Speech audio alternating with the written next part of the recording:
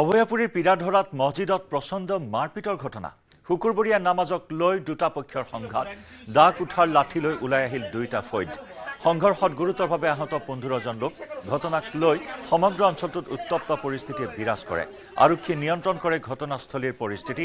আহতসকলক অভয়াপুৰী চিকিৎসালয়ত ভৰ্তি কৰোৱা হয়। আমি নামাজ পঢ়া গেছো মসজিদটা আমি বনাইছো এই পাগলাপাড়া দ্বিতীয় খণ্ড পিড়াধরা আমি নামাজ পঢ়া গেছো। আমি কৈছো যে আমি হল বেশি ঘর মানুষ হল আমি বেলেগ সমাজত, তখন 20 ঘর মানুষ হল এক সমাজত। কারণ আমি 2 ঘর মিলি আর মোল্লা হলে বেলেগ রাখবা লাগবো, সেই মোল্লা আমি রাখবা নহয়।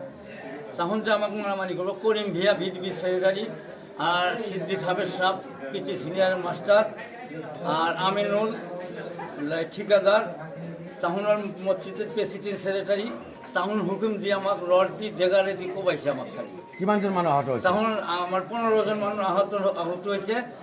আর তখন তো ঢং ধরি আছে, তখন তো মার খাওয়া নাই। কোনে আপনার মারিছে? আমাকে মারিছে, ওয়াহেদ মারিছে, করিম ভিয়া মারিছে, সিদ্দিক হাবের সাহেব মারিছে, মোল্লাপ মারিছে, আরো কেটা মানে নাম না জানো বহু, তখন 20-30 জন।